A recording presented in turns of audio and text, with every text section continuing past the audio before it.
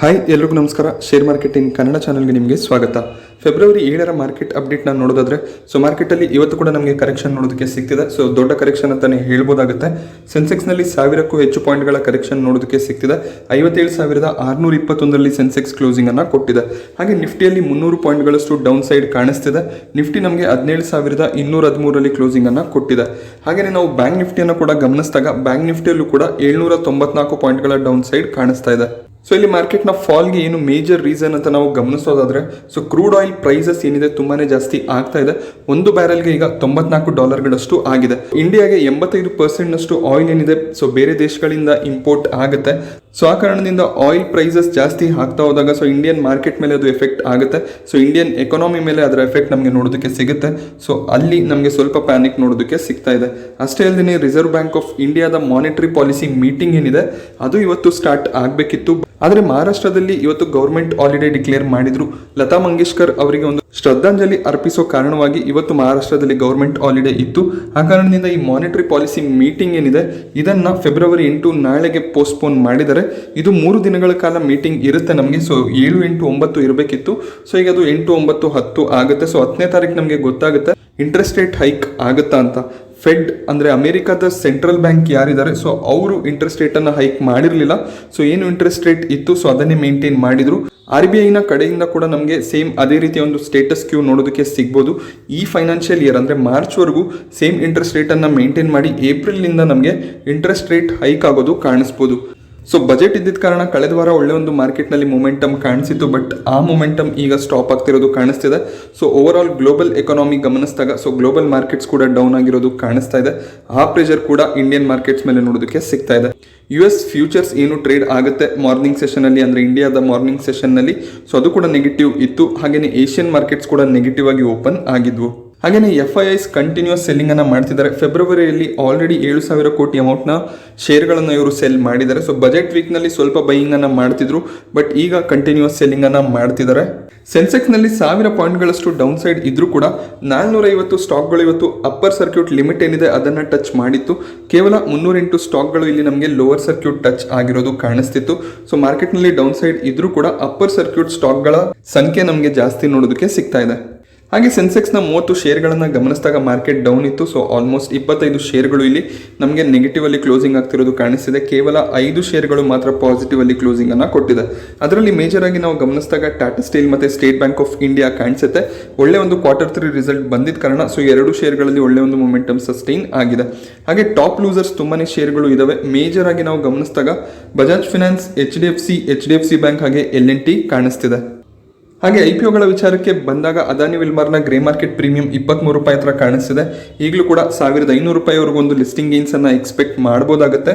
Share February 8ಕ್ಕೆ ಅಂದರೆ ನಾಳೆ ಮಂಗಳವಾರ ಮಾರ್ಕೆಟಲ್ಲಿ ಲಿಸ್ಟ್ ಆಗುತ್ತೆ. ಇವರ ಇಶ್ಯೂ ಪ್ರೈಸ್ ಇರೋದು ₹230. ಆಲ್ಮೋಸ್ಟ್ ನಾವು ₹260ರಿಂದ ₹265 ಹತ್ರ ಲಿಸ್ಟಿಂಗ್ ಅನ್ನ ಎಕ್ಸ್ಪೆಕ್ಟ್ ಮಾಡಬಹುದು. ಅಕಸ್ಮಾತ್ ಏನಾದರೂ ಮಾರ್ಕೆಟ್ ಫ್ಲಾಟ್ ಅಥವಾ ಪಾಸಿಟಿವ್ ಆಗಿ ಇದ್ರೆ ಮಾರ್ಕೆಟ್ ಏನಾದರೂ ಗ್ಯಾಪ್ ಡೌನ್ ಓಪನ್ ಆದ್ರೆ ಪ್ರಾಬ್ಲಮ್ ಆಗುವಂತ ಸಾಧ್ಯತೆ ಇರುತ್ತೆ. ಇಲ್ಲಿ ಲಿಸ್ಟಿಂಗ್ ಏನ್ಗೋಸ್ಕರ ಅಪ್ಲೈ ಮಾಡಿದ್ರೆ ನೀವೇನಾದ್ರೂ ಇದನ್ನ ಹೋಲ್ಡ್ ಮಾಡಲ್ಲ ಅಂತ ಇದ್ರೆ ಖಂಡಿತವಾಗ್ಲೂ ಏನು ಮಾರ್ಕೆಟ್ ಓಪನಿಂಗ್ ಇರುತ್ತೆ ಅಲ್ಲಿ ಸೆಲ್ಲಿಂಗ್ ಅನ್ನ ಮಾಡಬಹುದಾಗುತ್ತೆ.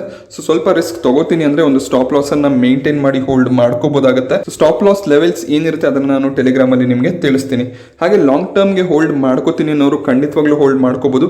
ಕಂಪನಿ ತುಂಬಾ ಚೆನ್ನಾಗಿದೆ. ಹಾಗೆ ಕ್ವಾರ್ಟರ್ಲಿ ರಿಸಲ್ಟ್ ಕೂಡ ತುಂಬಾನೇ ಚೆನ್ನಾಗಿ ನಮಗೆ ನೋಡೋದಕ್ಕೆ ಸಿಗ್ತಿದೆ. ಈ ಕ್ವಾರ್ಟರ್ ರಿಸಲ್ಟ್ ಇನ್ನೂ ಬರಬೇಕಿದೆ. ಬಟ್ ಒಳ್ಳೆ ಒಂದು ರಿಸಲ್ಟ್ ಅನ್ನ ಎಕ್ಸ್ಪೆಕ್ಟ್ ಮಾಡಬಹುದಾಗುತ್ತೆ. ಹಾಗೆ Manyavar Vedant fashion IPO grey market premium continues ಆಗಿ ಫಾಲ್ ಆಗ್ತಿದೆ. ಇವತ್ತು ಕೂಡ ಮಾರ್ಕೆಟ್ನಲ್ಲಿ ಕರೆಕ್ಷನ್ ಇದ್ದಿದ್ದ ಕಾರಣ ನಾಳೆ ಕೂಡ ನಮಗೆ ಪ್ರೀಮಿಯಂನಲ್ಲಿ ಇನ್ನಷ್ಟು ಡೌನ್ ಸೈಡ್ ಕಾಣಿಸ್ಬೋದು. ಇಲ್ಲಿ ₹21 ಪ್ರೀಮಿಯಂ ಕಾಣಿಸ್ತಿದೆ. 17 ಶೇರ್ಗಳ ಲಾಟ್ ಆಗಿರುತ್ತೆ ಇದು.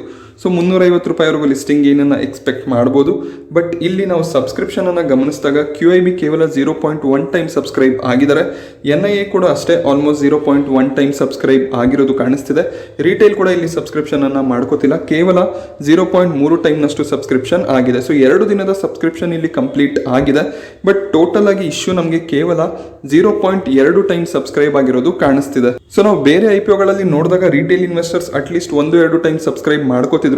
ಸೊ ರಿಟೇಲ್ ಇನ್ವೆಸ್ಟರ್ಸ್ಗೂ ಈಗ ಗೊತ್ತಾಗಿದೆ ಸೊ ಯಾವ ರೀತಿ IPOಗಳಲ್ಲಿ ಅಪ್ಲಿಕೇಶನ್ ಅನ್ನು ಹಾಕಬೇಕಾಗುತ್ತೆ ಅಂತ. ಸೊ ಇಲ್ಲಿ ರಿಟೇಲ್ ಕೂಡ ಸಬ್ಸ್ಕ್ರೈಬ್ ಆಗ್ತಿರೋದು ಕಾಣಿಸ್ತಿಲ್ಲ.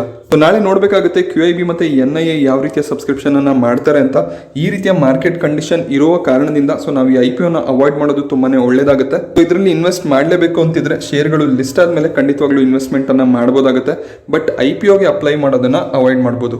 ಹಾಗೆ HDFC ಗ್ರೂಪ್ನ 4 ಶೇರ್ಗಳಲ್ಲಿ ನಮಗೆ ಲೋವರ್ ಸೈಡ್ ತುಂಬಾನೇ ಜಾಸ್ತಿ ನೋಡೋದಕ್ಕೆ ಸಿಗ್ತಾ ಇದೆ. ಯೂಶಲಿ ನಮಗೆ ಮಾರ್ಕೆಟ್ ಡೌನ್ ಇದ್ದಾಗ ಸೊ ಅಕಸ್ಮಾತ್ ಏನಾದರೂ ನಿಫ್ಟಿ 1% ಕರೆಕ್ಷನ್ ಆದರೆ HDFCನ ಶೇರ್ಗಳು ಕೂಡ 1% ಅಥವಾ 1.2% ಅಷ್ಟು ಕರೆಕ್ಷನ್ ಆಗ್ತಿತ್ತು. ಬಟ್ ಇವತ್ತು ತುಂಬಾನೇ ಫಾಲ್ ಆಗ್ತಿರೋದು ಕಾಣಿಸ್ತಿದೆ. ಇದಕ್ಕೆ ಮೇಜರ್ ರೀಸನ್ ಏನು ಅಂದರೆ ಸೊ HDFC ಗ್ರೂಪ್ನ ಶೇರ್ಗಳಲ್ಲಿ FII ಇನ್ವೆಸ್ಟ್ಮೆಂಟ್ ತುಂಬಾನೇ ಜಾಸ್ತಿ ಇದೆ.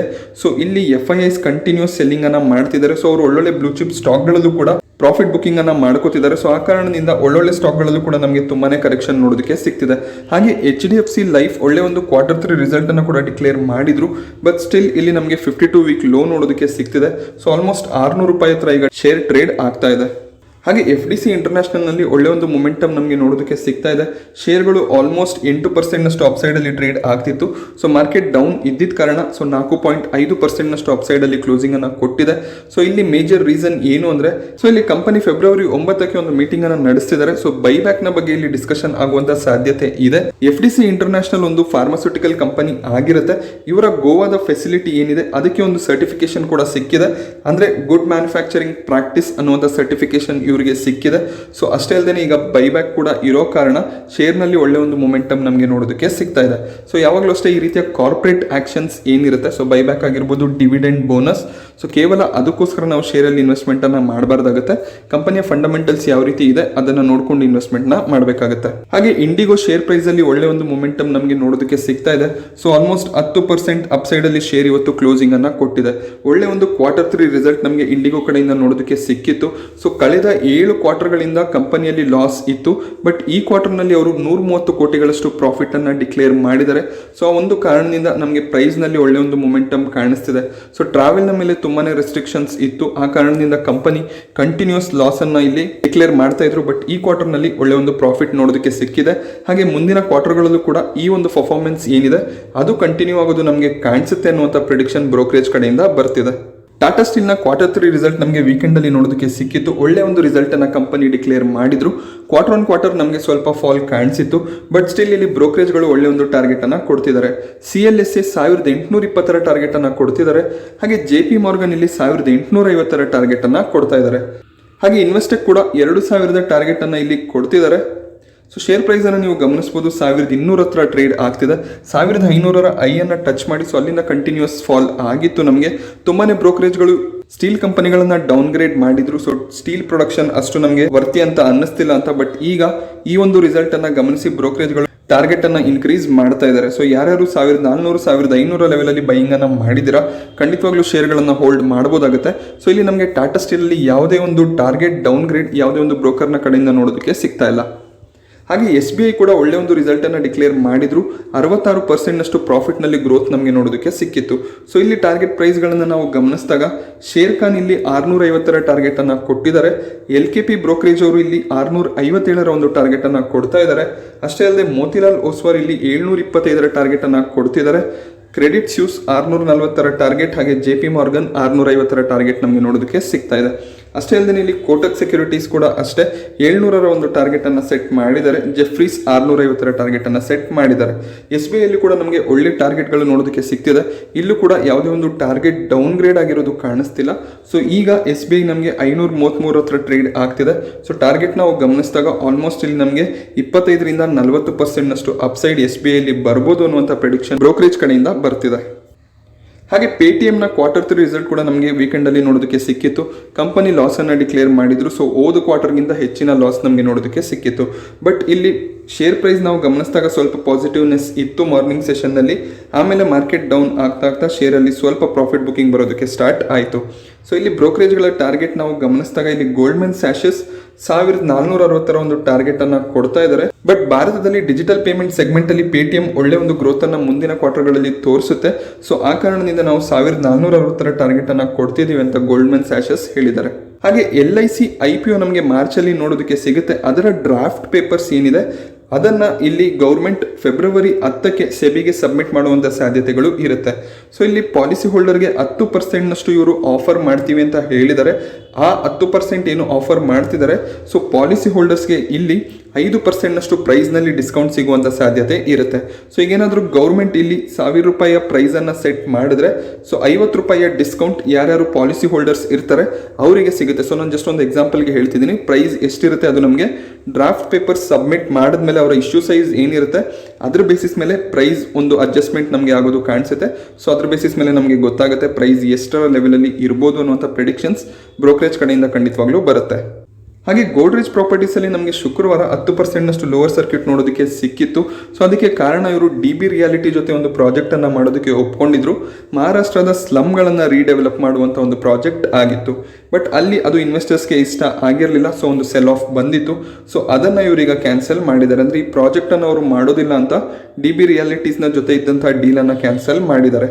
ಸೊ ಅದರಿಂದ ಶೇರ್ನಲ್ಲಿ ಒಳ್ಳೆ ಒಂದು ಮೂಮೆಂಟಮ್ ನಮಗೆ ನೋಡೋದಕ್ಕೆ ಸಿಗ್ತಾ ಇದೆ. ಸೊ ಈ ಒಂದು ಇನ್ಫಾರ್ಮೇಷನ್ ನಿಮಗೆ ಇಷ್ಟ ಆದರೆ ವಿಡಿಯೋನ ಲೈಕ್ ಮಾಡಿ. ಹಾಗೆ ಇದೇ ರೀತಿಯ ಮಾರ್ಕೆಟ್ ಅಪ್ಡೇಟ್ಸ್ಗಳಿಗೋಸ್ಕರ ಚಾನಲ್ನ ಸಬ್ಸ್ಕ್ರೈಬ್ ಮಾಡ್ಕೊಳ್ಳಿ. Thank you friends.